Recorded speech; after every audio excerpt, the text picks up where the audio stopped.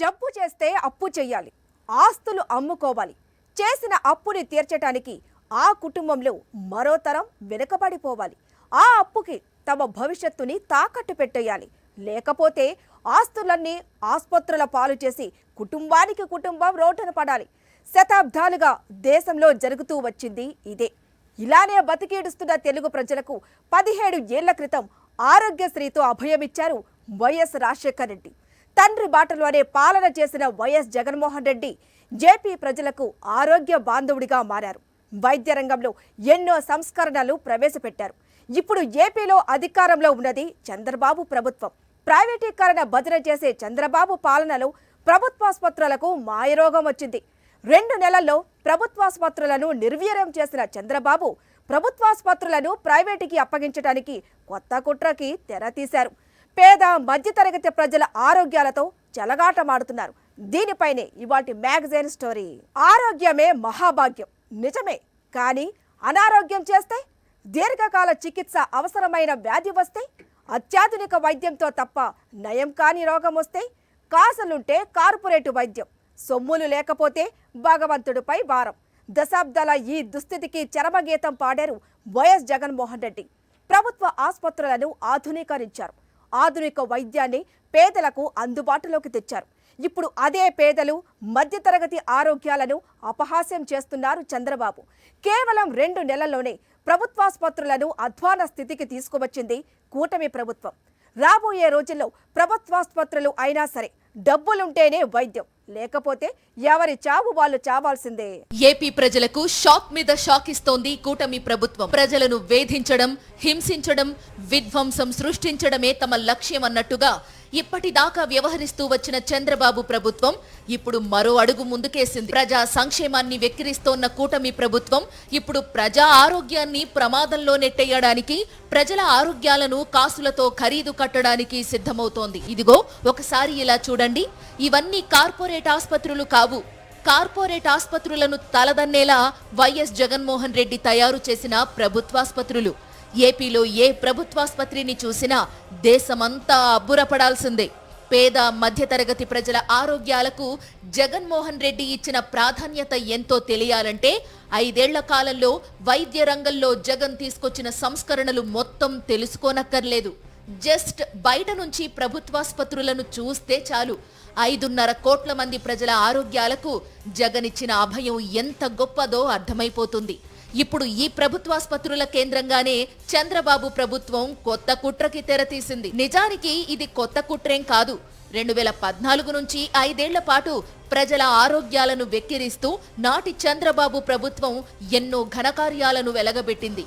ఇప్పుడు మళ్లీ వాటిని తిరిగి ప్రభుత్వాసుపత్రుల్లో ప్రవేశపెట్టడానికి, ప్రజల ఆరోగ్యాలను ప్రైవేటు వ్యక్తుల చేతిలో పెట్టి డబ్బున్న వాళ్లకే వైద్యమని నిస్సిగ్గుగా నినదించడానికి చంద్రబాబు ప్రభుత్వం రంగం సిద్ధం చేస్తోంది. అందులో భాగంగానే ప్రభుత్వాసుపత్రుల్లోని ఒక్కో వ్యవస్థని నిర్వీర్యం చేయడంలో చంద్రబాబు ప్రభుత్వం ఘన విజయం సాధించింది.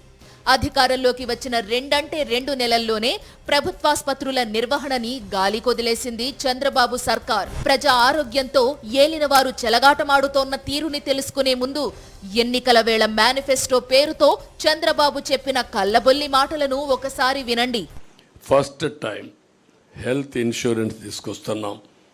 ప్రతి ఒక్క కుటుంబానికి 25 లక్షల రూపాయలు హెల్త్ ఇన్సూరెన్స్.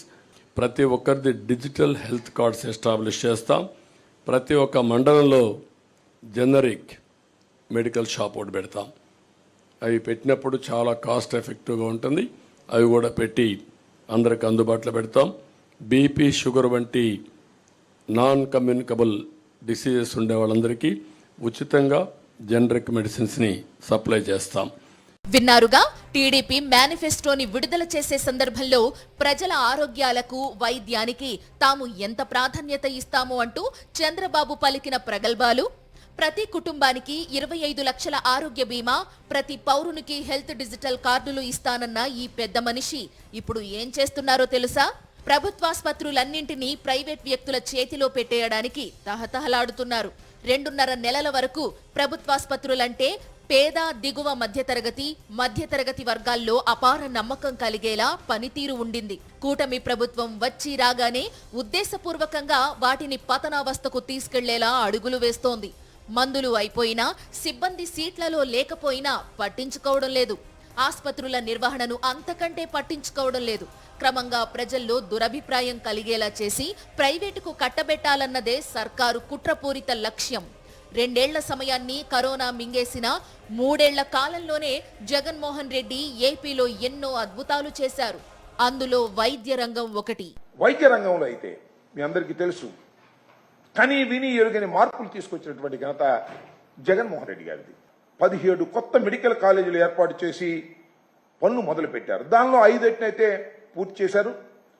సుమారుగా 750 మెడికల్ సీట్లు అదనంగా వచ్చేటటువంటి అవకాశం కల్పించారు. పేదవాడిని పైకి తీసుకురావాలనేటువంటి భావనతో చిత్తశుద్ధిగా 5 సంవత్సరాలు పరిపాలన చేసినటువంటి ప్రభుత్వం వైఎస్ఆర్ కాంగ్రెస్ పార్టీ ప్రభుత్వం. ప్రభుత్వ వైద్య రంగాన్ని నిర్వీర్యం చేసి ప్రైవేట్ ఆస్పత్రులు, వ్యక్తులకు మేలు చేయాలన్న లక్ష్యం దిశగా కూటమి ప్రభుత్వం అడుగులు వేస్తోంది. ఈ మేరకు క్షేత్రస్థాయిలో పరిస్థితిని మారుస్తోంది. రాష్ట్ర ఆర్థిక పరిస్థితి బాగోలేదు. ప్రభుత్వం దగ్గర డబ్బుల్లేవంటూ సీఎం చంద్రబాబు ప్రకటనల మీద ప్రకటనలు చేస్తున్నారు. బికారి కబుర్లు చెబుతున్నారు. దానికి అనుగుణంగా ప్రైవేటు వ్యక్తుల చేతుల్లోకి ప్రభుత్వ వ్యవస్థలను తీసుకుని వెళ్లేలా ఆ పార్టీ నాయకులు లీకులు ఇస్తున్నారు. ఈ క్రమంలోనే వైద్య శాఖలోని నూతన వైద్య కళాశాలలను పీపీపీ విధానంలో ముందుకు తీసుకుని వెళతామని ఇప్పటికే ప్రకటించారు. అలానే 2014లో 5 ఏళ్ల పాటు టెలిమెడిసిన్, ల్యాబ్లు, ఇతర సేవలను ప్రైవేటుకు కట్టబెట్టేశారు చంద్రబాబు.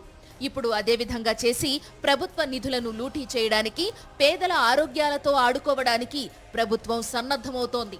ఇందులో భాగంగానే ప్రభుత్వాసుపత్రుల్లో వైద్యులు, సిబ్బందికి కొరత లేకుండా వైఎస్ జగన్ ప్రభుత్వం రూపొందించిన 0 వేకెన్సీ విధానానికి కూటమి సర్కార్ ఇప్పటికే తిలోదకాలు ఇచ్చేసింది.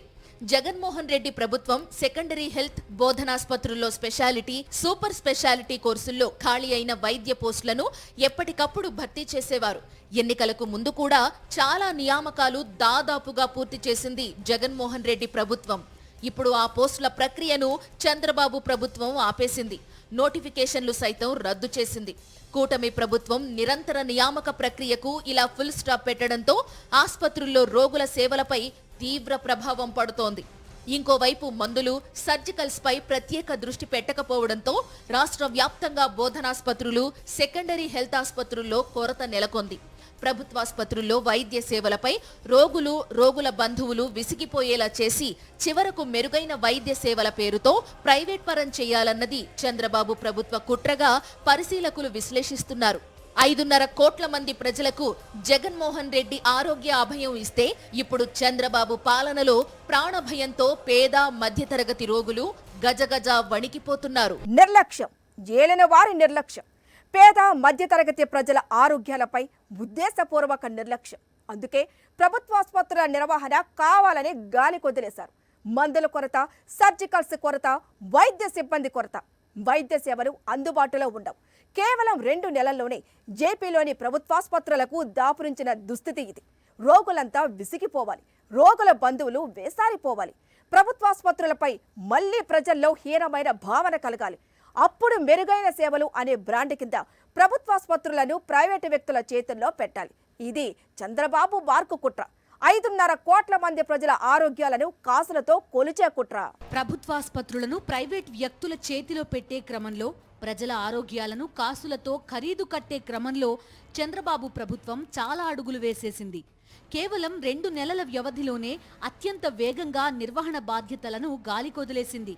వైఎస్ జగన్మోహన్ రెడ్డి ప్రభుత్వం వైద్యులు, వైద్య సిబ్బంది కొరత లేకుండా ఉండడానికి ఏకంగా 54,000 పోస్టులను భర్తీ చేసింది. కేవలం వైద్య శాఖలో నియామకాల కోసమే ప్రత్యేకంగా రిక్రూట్మెంట్ బోర్డుని ఏర్పాటు చేశారు జగన్మోహన్ రెడ్డి. ప్రజల ఆరోగ్యానికి, మెరుగైన ఉచిత వైద్య సేవలకు జగన్మోహన్ రెడ్డి అంతటి ప్రాధాన్యత ఇచ్చారు. అలాంటిది 2 నెలల కాలంలోనే ప్రభుత్వాసుపత్రులకు మాయరోగం వచ్చేలా చేసింది చంద్రబాబు ప్రభుత్వం. జిల్లా బోధనాసుపత్రుల్లో 608 రకాల మందులు, 372 సర్జికల్స్, వ్యాధి నిర్ధారణ కిట్లు ఉండాలి. ప్రస్తుతం రాష్ట్రంలోని జిల్లా బోధనాసుపత్రుల్లో చాలా మందులు లేవు. విశాఖ కేజీహెచ్, గుంటూరు, కర్నూలు, విజయవాడ జీజీహెచ్ తదితర పెద్దాసుపత్రుల్లో సైతం 100 రకాల మందుల కొరత ఉంది. పాడేరు ఆసుపత్రిలో చాలా వ్యాధుల నివారణకు సంబంధించి యాంటీబయాటిక్స్ కూడా లేవు. సెంట్రల్ డ్రగ్ స్టోర్ నుంచి పంపిణీ కాకపోవడంతో రోగులకు అందుబాటులో ఉన్న ప్రత్యామ్నాయ మందులనే పంపిణీ చేస్తున్నారు. చిత్తూరు జిల్లా ఆసుపత్రిలో సిరంజ్లు కూడా బయటకు రాసిస్తున్నారు. 30 రూపాయల నుంచి 1000 రూపాయలు విలువ చేసే మందుల వరకు చీటీ రాసి బయటకు పంపుతున్నారు. చేసేది లేక చాలా మంది ప్రైవేట్ మెడికల్ షాపుల్లో మందులు కొనుగోలు చేస్తున్నారు. వైద్య సేవలు అందకుండా చేస్తే, ప్రభుత్వాసుపత్రికి చికిత్స కోసం వచ్చినా సొంత డబ్బులు ఖర్చు పెట్టేలా చేస్తే, చివరికి ప్రైవేటు వ్యక్తుల చేతిలో ప్రభుత్వాసుపత్రులను పెట్టినా ప్రజల నుంచి పెద్దగా నిరసనలు, అభ్యంతరాలు వ్యక్తం కావన్నది ఏలిన వారి కుట్రగా పరిశీలకులు విశ్లేషిస్తున్నారు. 2 వారాలు ఉంచామండి హాస్పిటల్. 2 వారాలు మా అమ్మగారు చెప్పలేదండి. ఏ విషయం కూడా చెప్పలేదండి. 3వ వారం ఆ రోజు గడపడ్డాక మీ అమ్మగారిని తీసుకెళ్ళిపోండి అని చెప్పారండి. ఎంత బాధ కలుగుతుందండి. చెప్పాలి కదా ఏంటంటే రోగం అని చెప్పలేదండి. మొన్న 3వ వారం చచ్చిపోతే తీసుకెళ్ళిపోయామండి. అనకాపల్లి జిల్లా ఆసుపత్రిలో గ్లౌజ్ల కొరత ఉంది. రోడ్డు ప్రమాదంలో క్షతగాత్రులకు చికిత్సలు, ఆపరేషన్ల సమయంలో కావలసిన cotton, ivy canal, scanning gel కొరత ఉంది. కొన్ని రకాల సర్జికల్ వస్తువులు, రోజుకు 5,000 రూపాయల లోపు వస్తువులను ప్రైవేటుగా కొనుగోలు చేస్తున్నారు. ఆపరేషన్ సమయంలో రోగులు ప్రైవేట్ మందుల దుకాణంలో కొనుగోలు చేసి తీసుకొచ్చి వైద్యులకిస్తున్నారు. 2 నెలల నుంచి ఫామ్ టాప్ ఇంజెక్షన్స్ లేవు. విజయవాడ జీజీహెచ్లో షుగర్ ఇన్ఫెక్షన్, నరాల సమస్యలు, గుండె జబ్బుల రోగులు బయట మందులు కొనుగోలు చేస్తున్నారు. కాంబినేషన్ మందులు, మల్టీవిటమిన్ మందులు దాదాపు పూర్తిగా బయటే కొనాల్సి వస్తోంది. ఇన్ఫెక్షన్ సోకిన రోగులకు హై యాంటీబయాటిక్ ఇంజెక్షన్ అవసరమైన వారు బయట కొనుగోలు చేస్తున్నారు. ఖరీదైన అల్బుమిన్ ఇంజెక్షన్లు, ఇన్పేషెంట్గా చేరి డిశ్చార్జ్ అయిన రోగులకు అవసరమైన మందులు అందుబాటులో లేకపోవడంతో బయటకు రాస్తున్నారు. 2 నెలల క్రితం వరకు ఎంతటి ఖరీదైన మందులైనా సరే ప్రభుత్వాసుపత్రుల్లో అందుబాటులో ఉండేవి. ఆ మాటకొస్తే జిల్లా ప్రభుత్వాసుపత్రులే కాదు, మారుమూల గిరిజన ప్రాంతాల్లోని ప్రాథమిక ఆరోగ్య కేంద్రాల్లో కూడా మందులు అందుబాటులో ఉండేవి. జగన్ పాలన కన్నా మెరుగైన వైద్య సేవలు అందించకపోయినా పర్వాలేదు, కనీసం జగన్ పాలనలో అందుబాటులో ఉన్న వైద్య సేవలను కొనసాగించడానికి కూడా చంద్రబాబు ప్రభుత్వానికి మనసు రాలేదు. ఎందుకంటే అలా చేస్తే ప్రభుత్వాసుపత్రులను ప్రైవేటు వ్యక్తుల చేతిలో పెట్టడం సాధ్యం కాదు కదా. వైఎస్ఆర్సీపీ ప్రభుత్వ పాలనలో 608 మందులకు గాను 566 మందులు రేట్ కాంట్రాక్ట్ ఉన్న వాటిని రాష్ట్ర వ్యాప్తంగా 13 సెంట్రల్ డ్రగ్ స్టోర్స్ ద్వారా ఏపీఎంఎస్ఐడిఎస్ ద్వారా సరఫరా చేసేవారు. తక్కువ వినియోగం ఉన్న మందులను డీసెంట్రలైజ్డ్ బడ్జెట్ ద్వారా స్థానిక సరఫరాదారుల నుంచి నేరుగా ఆసుపత్రులకు అందించారు. ఇలా విలేజ్ క్లినిక్స్లో 105, ప్రాథమిక ఆరోగ్య కేంద్రాల్లో 200కు పైగా, సిహెచ్సి ఏరియా ఆసుపత్రుల్లో 362, బోధనాసుపత్రుల్లో 608 రకాల మందులను ఏపీఎంఎస్ఐడిసి ద్వారా సరఫరా చేసేవారు. ఈ ఏడాది 2వ క్వార్టర్కి సంబంధించి మందుల సరఫరాను కూటమి ప్రభుత్వం ఆలస్యంగా చేయడంతో ఆసుపత్రుల్లో పూర్తి స్థాయిలో మందులు అందుబాటులో లేవు. ఇక ప్రభుత్వ వైద్య కళాశాలలతో పాటు ఇతర ఆసుపత్రుల్లో ఫార్మసిస్ట్, ల్యాబ్ టెక్నీషియన్ వంటి పారామెడికల్తో పాటు ఇతర పోస్టులను ఉమ్మడి 13 జిల్లాల్లో జిల్లాకు 200 నుంచి 250 చొప్పున భర్తీ చేయడానికి సార్వత్రిక ఎన్నికలకు ముందు నోటిఫికేషన్లు ఇచ్చారు. దరఖాస్తులను స్వీకరించి వాటి పరిశీలన, మెరిట్ జాబితాలను సిద్ధం చేశారు. అభ్యర్థులను ఎంపిక చేసి పోస్టింగ్ ఉత్తర్వులు ఇచ్చేలోగా సార్వత్రిక ఎన్నికల కోడ్ అమల్లోకి వచ్చింది. ఒక్క విజయనగరం జిల్లాలో మాత్రమే కోడ్ కంటే ముందే పోస్టుల భర్తీ పూర్తి చేశారు. మిగిలిన జిల్లాల్లో నియామక ప్రక్రియను పూర్తి చేయాల్సి ఉండగా కూటమి ప్రభుత్వం మొత్తం నోటిఫికేషన్లను రద్దు చేయడానికి ప్రయత్నిస్తోంది. ఈ క్రమంలో న్యాయపరమైన చిక్కులు ఎదురవుతాయనే అంశాన్ని వైద్య శాఖ పరిశీలిస్తోంది. 2014 నుంచి 2019 వరకు 5 ఏళ్ల పాటు సాగిన చంద్రబాబు పాలనలో కొవ్వొత్తుల వెలుగులో, సెల్ ఫోన్స్ లైట్స్ వెలుగులో సర్జరీలు చేసిన రోజులున్నాయి. ఐసీయూలో ఉన్న పసికందులను ఎలుకలు కొరికేసిన దారుణాలు ఎన్నో చోటు చేసుకున్నాయి. ఇప్పుడు మళ్లీ అలాంటి రోజులు వస్తాయేమో అన్న భయంతో పేద, మధ్యతరగతి ప్రజలు తీవ్ర ఆందోళన చెందుతున్నారు. పేదవాడి రోగం ప్రాణాలకు చేటు. ఆ మాటకొస్తే పేదలేంటి, మధ్యతరగతి, ఎగువ మధ్యతరగతి కుటుంబాలు కూడా అంతర్జాతీయ ప్రమాణాలతో కూడిన వైద్యాన్ని పొందాలంటే అప్పులన్నా చేయాలి, ఆస్తులన్నా అమ్ముకోవాలి. నాడు వైఎస్ఆర్ తెలుగు ప్రజల ఆరోగ్యాలకు ఆరోగ్యశ్రీతో అండగా నిలిస్తే వైఎస్ జగన్మోహన్ రెడ్డి మరింత అభయమిచ్చారు. ప్రొసీజర్స్ సంఖ్యని వేలలో పెంచి ఎన్నో వ్యాధులను ఆరోగ్యశ్రీ పరిధిలోకి తెచ్చారు. ఆరోగ్యశ్రీ పరిమితిని 25 లక్షల రూపాయలకు పెంచారు. మరి ఇప్పుడు చంద్రబాబు ఏం చేస్తున్నారు? ఏం చెయ్యబోతున్నారు? ఆరోగ్యశ్రీ అనే అండని, అభయాన్ని, ఆసరాన్ని అంతం చెయ్యబోతున్నారు. అందులో భాగంగానే ఆరోగ్యశ్రీ బకాయిలను చెల్లించకుండా చంద్రబాబు ప్రభుత్వం ప్రజల ప్రాణాలతో చెలగాటమాడుతోంది. సంపద సృష్టించడంలో నన్ను మించిన నాయకుడు దేశంలోనే మరొకరు లేరని దశాబ్దాలుగా ఊదరగొడుతూ వస్తున్న చంద్రబాబు అధికారంలో ఉన్నప్పుడు చేస్తోంది సంపద సృష్టించడం కాదు, ప్రజల సంక్షేమానికి పాతరయ్యడం మాత్రమే. హామీలు ఎగ్గొట్టడానికి ఎప్పట్లానే ఈసారి కూడా ఖజానాలో చిల్లిగవ్వ లేదంటూ పచ్చి అబద్ధాలు చెబుతోన్న చంద్రబాబు అదే అబద్ధాన్ని అడ్డుపెట్టుకుని ఆరోగ్యశ్రీ పథకానికి కూడా ఎసరు పెట్టడానికి రెడీ అయిపోయారని పరిశీలకులు విశ్లేషిస్తున్నారు. ఆరోగ్యశ్రీ బకాయిలను చంద్రబాబు ప్రభుత్వం క్లియర్ చేయకపోవడంతో ఆస్పత్రుల నిర్వహణ కూడా కష్టంగా మారుతోందని, ఆగస్టు 15వ తేదీ నుంచి సేవలు నిలిపివేస్తామని ఆరోగ్యశ్రీ నెట్వర్క్ ఆస్పత్రులు ఇప్పటికే ప్రభుత్వానికి అల్టిమేటం ఇచ్చాయి. ఆస్పత్రుల నిర్వహణకు నిధులు లేక సిబ్బంది జీతాల చెల్లింపు, మౌలిక సదుపాయాలు, మందులు, డిస్పోజబుల్స్ నిర్వహించడం కూడా కష్టతరంగా మారినట్టు పేర్కొంది. గత నెల 30న సీఈఓను కలిసి సమస్యల్ని వివరించినప్పటికీ ఎటువంటి కదలిక లేదని ఆవేదన వ్యక్తం చేసింది.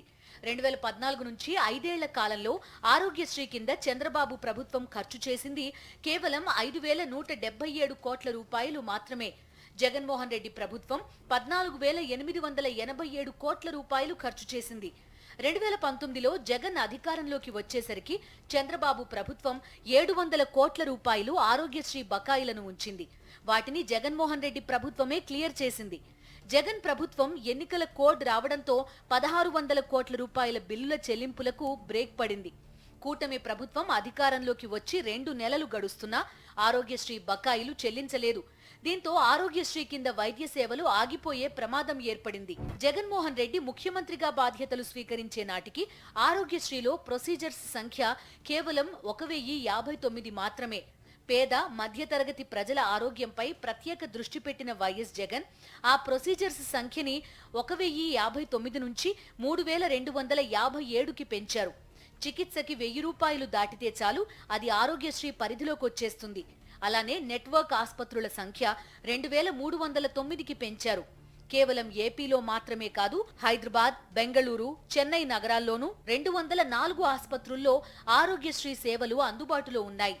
ఎంత పెద్ద వ్యాధి అయినా సరే, దానికి ఎంత ఆధునికమైన చికిత్స అవసరమైనా సరే వైద్యం ఉచితంగా అంది తీరాల్సిందే అన్న వైఎస్ జగన్మోహన్ రెడ్డి ఆరోగ్యశ్రీ పరిమితిని ఏకంగా 25 లక్షల రూపాయలకు పెంచారు. ఆంధ్రప్రదేశ్లో ఎవరికైనా జబ్బు చేస్తే ఆ కుటుంబం రోడ్డున పడకూడదు. ఆంధ్రప్రదేశ్లో ఏ కుటుంబం కూడా వైద్య చికిత్స కోసం అప్పుల ఊబిలో కూరుకుపోకూడదన్న సంకల్పంతో ఆరోగ్యశ్రీ పరిమితిని 25 లక్షలకు పెంచారు జగన్మోహన్ రెడ్డి.